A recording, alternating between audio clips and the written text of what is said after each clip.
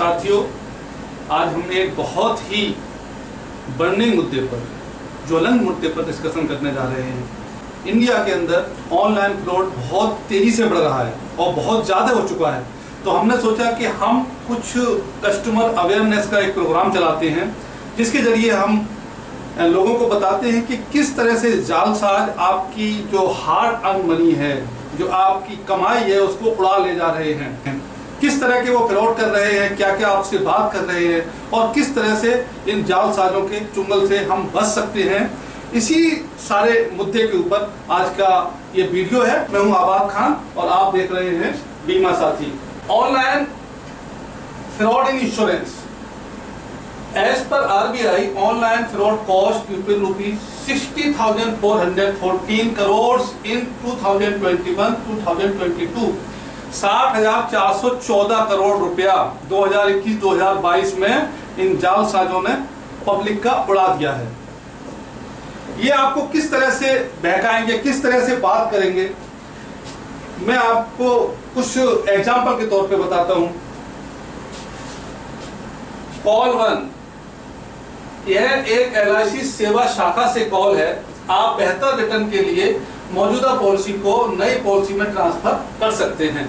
इस तरह का कॉल आपको आ सकता है।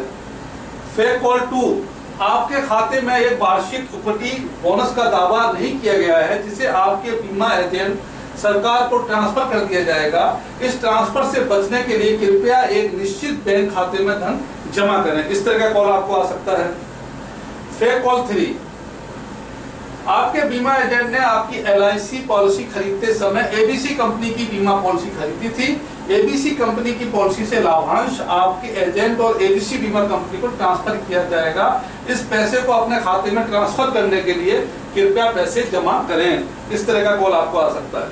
फेक कॉल 4, आप एक मूल्यवान ग्राहक होने के कारण लॉयल्टी बोनस के हकदार हैं। यह बोनस आपके अकाउंट के बजाय एजेंट के अकाउंट में ट्रांसफर कर दिया जाता है। पॉलिसी का विवरण दें ताकि बोनस आपको उचित रूप से ट्रांसफर किया जा सके। इस तरह के कॉल आपको आ सकते हैं। मेरे कहने का मतलब ये है, जो फ्रॉडस्टर हैं वो कई तरीके से आपको चूना लगाने की कोशिश कर सकते हैं।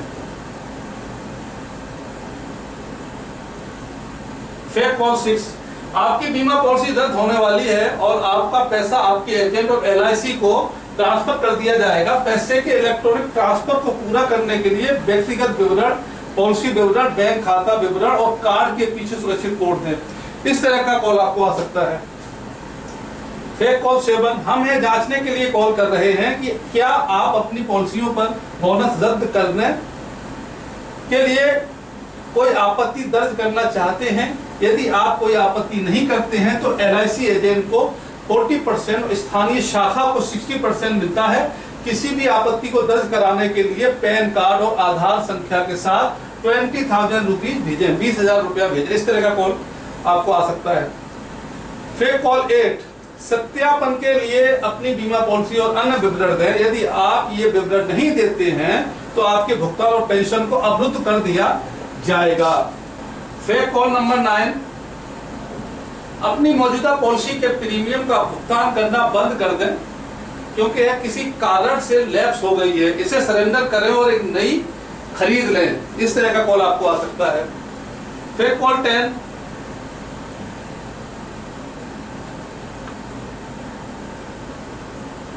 आपकी बीमा पॉलिसी घाटे में चल रही है, मैं एक नई पॉलिसी दूंगा जो सभी पैसे वसूल करेगी और आपके लिए लाभ कमाएगी। इस तरह का कॉल आपको आ सकता है। अपनी मौजूदा पॉलिसी को सरेंडर करें क्योंकि बेहतर शर्तों के साथ एक नई पॉलिसी की पेशकश की जा रही है और अब आपको मौजूदा पॉलिसी को जारी रखने की आवश्यकता नहीं है। फेक कॉल 12, मैं एक LIC कर्मचारी हूं और जब आप मुझसे पॉलिसी खरीदते हैं तो मैं एक विशेष बोनस और बड़ा रिटर्न दे सकता हूं। इस तरह का कॉल आपको आ सकता है। फेक कॉल नंबर 13, आपको कंपनी ने धोखा दिया और मुझे लगा कि आपको सूचित करना हमारा नैतिक कर्तव्य है। अगर आप नई पॉलिसी खरीदते हैं तो मैं पिछली पॉलिसी को रद्द कर सकता हूं और आपके सारे पैसे वापस करा सकता हूं। इसी तरह से फेक कॉल 14, मैं IRDA से कॉल कर रहा हूं। आप अपनी जीवन बीमा पॉलिसी पर बोनस के हकदार हैं, लेकिन चेक प्राप्त करने के लिए आपको पहले निवेश करना होगा और आज आखिरी दिन है। इस तरह का कॉल आपको आ सकता है। फेक कॉल 15, आपकी पॉलिसी में कोई गलती थी और यह बेकार है, आपको इसे सही कराना होगा। इसके लिए आपको 10,000 रुपए देने होंगे। फेक कॉल नंबर 16, एजेंट आपको पॉलिसी बेचते समय बोनस और कमीशन में बहुत पैसा कमाते हैं, मैं इसे वापस करा सकता हूं, लेकिन आपको पहले एक नई पॉलिसी खरीदनी होगी। इस तरह के बहाने बनाकर चीटर जालसाज आपको फोन करेंगे, लेकिन बचना आपको है, क्योंकि आपकी ये गाड़ी कमाई है, मेहनत की कमाई है, उसको इस तरह से जाया नहीं कर देना है। अब इसमें सावधानियां क्या बरतनी होंगी वो मैं आपको बता देता हूं। नंबर 1, अपनी बीमा पॉलिसी के संबंध में ट्रांसफर दावा ना किए गए बोनस से संबंधित फर्जी कॉलों का जवाब नहीं दें। जब भी कोई ऐसी कॉल आती है जहां पे आपको लालच दिया जाता है, तो आपको अलर्ट हो जाना चाहिए कि ऐसी कॉल का कोई भी जवाब नहीं देना है, रिस्पॉन्स ऐसी कॉल को नहीं करना है।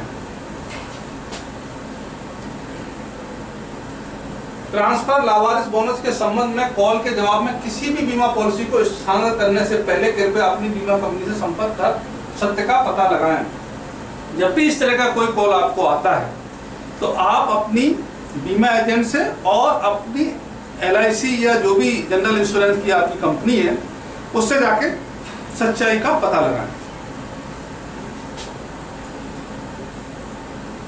हमेशा चेक या क्रेडिट कार्ड से भुगतान करें। चेक और क्रेडिट कार्ड भुगतानों का आमतौर पर पता लगाया जा सकता है और सत्यापित किया जा सकता है। चेक से पेमेंट करें या क्रेडिट कार्ड से करें, जिससे कि बाद में भी इसका रिकॉर्ड मिल जाता है। अब चूंकि ये तो मैं बता रहा हूं कि किस तरह की आपको कॉल आ सकती है, क्या क्या सावधानियां आपने बरतनी है, लेकिन अगर फॉर एग्जांपल उदाहरण के तौर पर कि किसी के साथ धोखा हो ही चुका है, तो उसे क्या करना चाहिए। धोखाधड़ी के संबंध में अपनी बीमा पॉलिसी कंपनी को सूचित करें, पहला काम। जालसाज को दिए गए चेक का भुगतान रोकने के लिए अपने बैंक को निर्देश दें। शिकायत कैसे करें। धोखाधड़ी का पूरा प्रकरण संक्षिप्त में लिखित रूप में तैयार करें। संबंधित बैंक से पिछले 6 महीनों का बैंक स्टेटमेंट लीजिए। कथित लेन देन से संबंधित प्राप्त SMS, ईमेल की एक प्रति बनाएं।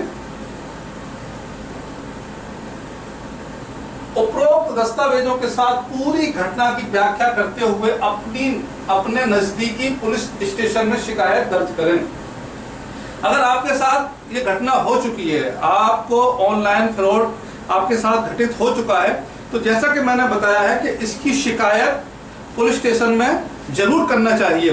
तो दोस्तों, ये था आज का वीडियो। आपको ये हमारा वीडियो कैसा लगा इसके बारे में कमेंट बॉक्स में जरूर लिखिएगा। हमारी कोशिश है कि हम इंश्योरेंस अवेयरनेस के प्रोग्राम चलाते रहें, ताकि आपका जो धन है वो सुरक्षित रहे। तो इसी के साथ मैं आपसे विदा लेता हूं। जय हिंद।